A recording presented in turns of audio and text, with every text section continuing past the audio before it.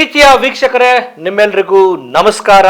ನಾನು ಕೆಜೆ ಹಳ್ಳಿ ಸುರೇಶ್. ಸ್ನೇಹಿತರೆ, ಮತ್ತೆ ಕನ್ನಡಿಗರಿಗೆ ಅನ್ಯಾಯ. ಈ ಕಾವೇರಿ ಹೋರಾಟದಲ್ಲಿ ಯಾವಾಗಲೂ ಕೂಡ ಕನ್ನಡಿಗರಿಗೆ ಪದೇ ಪದೇ ಪದೇ ಅನ್ಯಾಯ ಆಗ್ತಾನೆ ಇರುತ್ತೆ. ಅದ್ಯಾವ ನೆಲೆಯಲ್ಲಿ ಈ ಪ್ರಾಧಿಕಾರಗಳು ತೀರ್ಪನ್ನು ಕೊಡ್ತವೆ, ಆದೇಶವನ್ನು ಕೊಡ್ತವೆ ಅನ್ನೋದು ಗೊತ್ತಾಗ್ತಾ ಇಲ್ಲ. ವೈಜ್ಞಾನಿಕವಾಗಿ ಕನ್ನಡಿಗರ ಆಗ್ರಹ ಏನು, ಯಾವ ನೆಲೆಯಲ್ಲಿ ಅವರು ಬೇಡ್ಕೊಳ್ತಾ ಇದ್ದಾರೆ ಅಥವಾ ತಮ್ಮ ಮನವಿಯನ್ನು ಹೇಳ್ತಿದ್ದಾರೆ, ಈ ಒಂದು ಅರಿವು ಪ್ರಾಧಿಕಾರಗಳಿಗೆ ಇರುತ್ತಾ ಇಲ್ಲೋ ಗೊತ್ತಿಲ್ಲ. ಈ ಕೊನೆಗೂ ನೋಡಿ, ತಮಿಳುನಾಡಿಗೆ ಪ್ರತಿನಿತ್ಯ 3500 ಕ್ಯೂಸೆಕ್ ನೀರನ್ನ ಬಿಡುಗಡೆ ಮಾಡಬೇಕು ಅಂತ ಹೇಳಿ ರಾಜ್ಯಕ್ಕೆ CWMA ಆದೇಶವನ್ನ ಮಾಡಿದೆ. ಕಾವೇರಿ ನೀರು ನಿಯಂತ್ರಣಾ ಸಮಿತಿ CWRC ಶಿಫಾರಸ್ಸಿನಂತೆ ತಮಿಳುನಾಡಿಗೆ ನೀರನ್ನ ಬಿಡುಗಡೆ ಮಾಡಬೇಕು ಅಂತೇಳಿ ಕಾವೇರಿ ನೀರು ನಿರ್ವಹಣಾ ಪ್ರಾಧಿಕಾರ CWMA ಆದೇಶವನ್ನ ಮಾಡಿರುವಂಥದ್ದು. ಇದೀಗ ಈ ಆದೇಶದ ಪ್ರಕಾರ KRS ಡ್ಯಾಮ್ನಿಂದ ತಮಿಳುನಾಡಿಗೆ ಪ್ರತಿನಿತ್ಯ 3500 ಕ್ಯೂಸೆಕ್ ನೀರನ್ನ ಬಿಡುಗಡೆ ಮಾಡಬೇಕು. ಎಂಥ ಅನ್ಯಾಯ ಇದು! ಬಹುಶಃ ಕರ್ನಾಟಕದಲ್ಲಿ ಈ ಕಾವೇರಿಯ ಕಿಚ್ಚು ತೀವ್ರ ಸ್ವರೂಪವನ್ನು ಪಡೆದುಕೊಳ್ಳುತ್ತೆ ಅಂತ ಕಾಣುತ್ತೆ.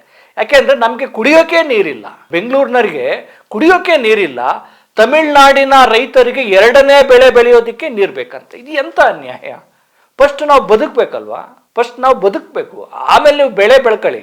ಎರಡನೇ ಬೆಳೆ ಇಲ್ಲಿ ನಮಗೆ ಡೈಲಿ 3-4 TMC ನೀರು ಬೇಕಾಗುತ್ತೆ.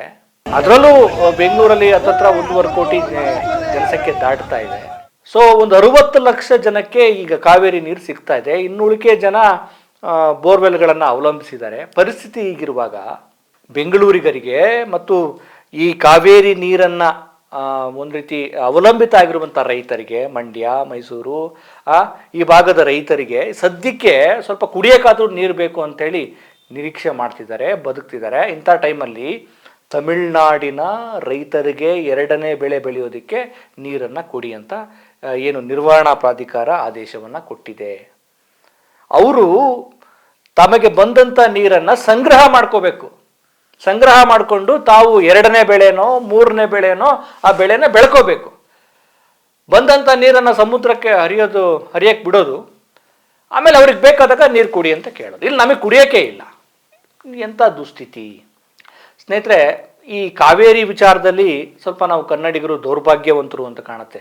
ಈ ನಮ್ಮ ಸರ್ಕಾರಗಳು ಆ ಪ್ರಾಧಿಕಾರಗಳ ಮುಂದೆ ಕಾವೇರಿಯ ವಿಚಾರಕ್ಕೆ ಸಂಬಂಧಪಟ್ಟ ಹಾಗೆ ವೈಜ್ಞಾನಿಕವಾಗಿ ಮತ್ತು ಇಲ್ಲಿನ ಜನರಿಗೆ, ರೈತರಿಗೆ ಕುಡಿಯೋ ನೀರನ್ನು ಕುಡಿಯೋ ಸಲುವಾಗಿ ಎಷ್ಟು ಪ್ರಮಾಣದ ನೀರಿನ ಅಗತ್ಯತೆ ಇದೆ ಮತ್ತು ನೀರು ಯಾಕೆ ಹೆಚ್ಚಿನ ಪ್ರಮಾಣದಲ್ಲಿ ಬೇಕಾಗಿದೆ ಅನ್ನೋ ವಿಚಾರವನ್ನು ಪ್ರಾಧಿಕಾರಗಳಿಗೆ ಮನವರಿಕೆ ಮಾಡೋ ನಿಟ್ಟಿನಲ್ಲಿ ನಮ್ಮ ಸರ್ಕಾರಗಳು ಸೋಲ್ತಾ ಇದ್ದಾವೆ. ಅಥವಾ ಸೋಲ್ತಾ ಇದ್ದಾವೋ ಅಥವಾ ಆ ತೀರ್ಪನ್ನು ಕೊಡುವಂಥ ಪ್ರಾಧಿಕಾರಗಳು ತಮಿಳುನಾಡು ಫೇವರ್ ಆಗಿ ತೀರ್ಪು ಕೊಡ್ತಿದ್ದಾವೋ ಗೊತ್ತಿಲ್ಲ. ತಮಿಳುನಾಡಾಗಲಿ, ಕರ್ನಾಟಕ ಆಗಲಿ, ಯಾವುದೇ ರಾಜ್ಯ ಆಗಲಿ, ಪ್ರಿಯಾರಿಟಿ ಯಾವುದು? ಮೊದಲು ಯಾರೋ ಒಬ್ಬ ಸಾಯ್ತಿದ್ದಾನೆ ಅಂದರೆ ಅವನಿಗೆ ಮೊದಲು ಕುಡಿಯೋದಕ್ಕೆ ನೀರು ಕೊಡಬೇಕು, ನೀನು ಆಮೇಲೆ ಬೆಳೆ ಬೆಳ್ಕೋ. ಅದನ್ನು ಯಾಕೆ ಯೋಚನೆ ಮಾಡ್ತಾ ಇಲ್ಲ ತಮಿಳುನಾಡು ಸರ್ಕಾರ? ಕಾವೇರಿ ವಿಚಾರದಲ್ಲಿ ಯಾವಾಗಲೂ ಯಾರೇ ಅಧಿಕಾರಕ್ಕೆ ಬರಲಿ, ಅವ್ರು ಕಾವೇರಿ ವಿಚಾರದಲ್ಲಿ ಏನೆಲ್ಲ ಪ್ಲಾನ್ ಮಾಡಬೇಕು, ಯಾರನ್ನೆಲ್ಲ ಆ ಸಮಿತಿಯಲ್ಲಿ ವಾದ ಮಾಡೋದಕ್ಕೆ, ಕಾವೇರಿ ವಿಚಾರದಲ್ಲಿ ಯಾರನ್ನೆಲ್ಲ ನೇಮಕ ಮಾಡಬೇಕು, ಎಕ್ಸ್ಪರ್ಟ್ಗಳನ್ನು, ಅದರಲ್ಲೆಲ್ಲ ಭಾಳ ಚೆನ್ನಾಗಿದ್ದಾರೆ.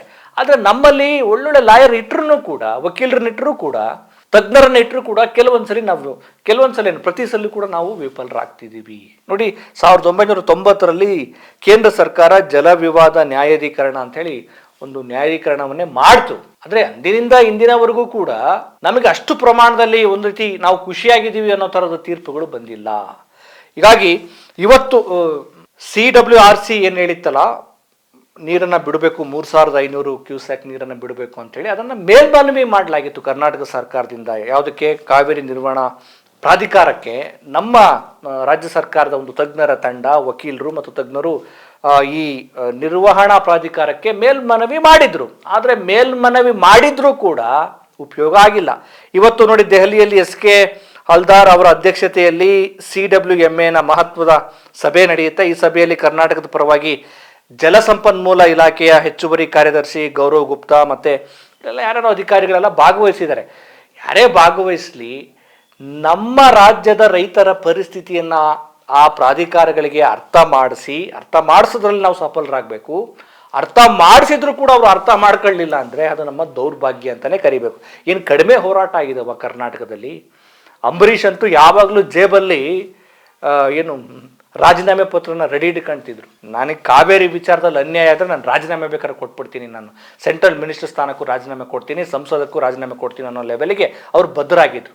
ಯಾಕೆ ಅಂದರೆ ಇದು ಕಾವೇರಿ ಅನ್ನೋದು ಈ ಮೈಸೂರು ಭಾಗದ, ಮಂಡ್ಯ ಭಾಗದ, ರಾಮನಗರ ಈ ಎಲ್ಲ ಭಾಗದ ಒಂದು ರೀತಿಯ ಜೀವನಾಡಿ. ಅದರಲ್ಲೂ ಬೆಂಗಳೂರಿಗರಿಗೆ ಜೀವದಾತೆ ಅಂತಲೇ ಕರಿಬೇಕು. ಕಾವೇರಿ ನೀರಿಲ್ಲ ಅಂದರೆ ಬೆಂಗಳೂರು ಜನ ಬದುಕೋದಕ್ಕೆ ಆಗಲ್ಲ, ಅಷ್ಟು ಕಷ್ಟ ಆಗ್ಬಿಡುತ್ತೆ. ಆ ಕಾರಣಕ್ಕೋಸ್ಕರನೇ ರೈತರು ರಸ್ತೆ ತಡೆ ಮಾಡಿ ತಮ್ಮ ಆಕ್ರೋಶವನ್ನು ವ್ಯಕ್ತಪಡಿಸಿದ್ದಾರೆ, ಅರೆಬೆತ್ತಲೆ ಮೆರವಣಿಗೆ ಮಾಡಿದ್ದಾರೆ, ಮಹಿಳೆಯರು ಕೂಡ ಹೋರಾಟ ಮಾಡಿದ್ದಾರೆ, ಕರ್ನಾಟಕ ರಕ್ಷಣಾ ವೇದಿಕೆ 2 ಬಣಗಳು ಕೂಡ ಹೋರಾಟ ಮಾಡಿದ್ದಾವೆ. ಗೊತ್ತಿಲ್ಲ, ಈಗ ನಿರ್ವಹಣಾ ಪ್ರಾಧಿಕಾರವೇ ನೀರು ಕುಡಿ ಅಂತ ಹೇಳಿದೆ 3500 ಕ್ಯೂಸೆಕ್ ನೀರನ್ನು. ಇದಕ್ಕೆ ರಾಜ್ಯ ಸರ್ಕಾರ ಏನು ಹೇಳುತ್ತೆ? ಇನ್ಯಾವ ಅಪೀಲು ಇಲ್ಲ. ಏನಾದರೂ ನೀರು ಬಿಡಲ್ಲ ಅಂತೇಳಿ ನಿರ್ಧಾರ ಮಾಡ್ತಾರಾ, ಅಥವಾ ಇಲ್ಲಿನ ಪ್ರೊಟೆಸ್ಟನ್ನು ಯಾವ ರೀತಿ ನಿಭಾಯಿಸುತ್ತೆ ರಾಜ್ಯ ಸರ್ಕಾರ? ಮತ್ತು ನೀರನ್ನು ಉಳಿಸಿಕೊಳ್ಳುವ ಸಲುವಾಗಿ ಏನು ನಿರ್ಧಾರ ಮಾಡ್ತಾರೆ? ಬಹಳ ಇಂಪಾರ್ಟೆಂಟು. ಈ ಹಿಂದೆ ಬಂಗಾರಪ್ಪನವರು ನ್ಯಾಯಾಲಯ ತೀರ್ಪು ಕೊಟ್ಟಿದ್ರು ಕೂಡ ನೀರು ಬಿಡಿ ಅಂಥೇಳಿ ಸುಗ್ರೀವಾಜ್ಞೆಯನ್ನು ಬಳಸಿ ಅವರು ನೀರನ್ನು ಬಿಟ್ಟಿರಲಿಲ್ಲ. ಆದರೆ ಕೊನೆಗೆ ಸರ್ವೋಚ್ಚ ನ್ಯಾಯಾಲಯದ ಆದೇಶವನ್ನು ಪರಿಗಣಿಸಲೇಬೇಕಾಗತ್ತೆ, ನೀರು ಬಿಡಲಾಯಿತು. ಅಂದರೆ ಈ ಕಾನೂನಿನ ಬಿಕ್ಕಟ್ಟುಗಳು ಮತ್ತು ರಾಜ್ಯದ ಜನರ, ರೈತರ ಕುಡಿಯುವ ನೀರಿನ ಸಮಸ್ಯೆಯನ್ನು ಪ್ರಾಧಿಕಾರಗಳು, ನ್ಯಾಯಾಧೀಕರಣಗಳು ಅರ್ಥ ಮಾಡ್ಕೊಳ್ಳಿಲ್ಲ ಅಂದರೆ ದೊಡ್ಡ ಸಮಸ್ಯೆ ಆಗುತ್ತೆ. ನೋಡೋಣ, ಬಂದ್ ಮಾಡಿದ್ರು ಏನು ಉಪಯೋಗ, ಪ್ರತಿಭಟನೆ ಮಾಡಿದ್ರು ಏನು ಉಪಯೋಗ? ಒಟ್ಟು ಈ ಕಿಚ್ಚು ಮತ್ತಷ್ಟು ಇಡೀ ಕರ್ನಾಟಕವನ್ನು ಆವರಿಸಿಕೊಳ್ಳೋ ಸಾಧ್ಯತೆ ಇದೆ. ಯಾಕಂದರೆ ನೀರಿಲ್ಲ ಅಂದರೆ ಏನು ಮಾಡೋಕ್ಕಾಗಲ್ಲ. ನೋಡೋಣ ರಾಜ್ಯ ಸರ್ಕಾರ ಯಾವ ನಿಲುವನ್ನು ತಳೆಯಬಹುದು ಅಂತ. ತಮಿಳುನಾಡಿಗೂ ಒಂದು ಸ್ವಲ್ಪ ಗೌರವ ಇರಬೇಕು, ಒಂದು ಕನ್ಸರ್ನ್ ಇರಬೇಕು. ನಮ್ಮ ರಾಜ್ಯದಲ್ಲಿ ಏನು ವಿಜಯ್ ಸಿನಿಮಾದ ಪ್ರದರ್ಶನಕ್ಕೆ ಅಡ್ಡಿಪಡಿಸಿದ್ದಾರೆ ಮತ್ತು ಬ್ಯಾನರ್ಗಳನ್ನು ಹರಿದಾಕಿದ್ದಾರೆ. ಯಾಕಂದರೆ ನಮ್ಮ ರಾಜ್ಯದ ಹಿತವನ್ನು ಕಾಪಾಡಲಿಲ್ಲ ಅಂದರೆ ಇನ್ನೇನು ಮಾಡ್ತಾರೆ? ನೋಡೋಣ ರಾಜ್ಯ ಸರ್ಕಾರ ಏನು ಮಾಡುತ್ತೆ ಅಂತ. ಹೋರಾಟ ಅಂತೂ ದೊಡ್ಡ ಸ್ವರೂಪವನ್ನು ಪಡೆದುಕೊಳ್ಳಲಿದೆ. ನಮಸ್ಕಾರ.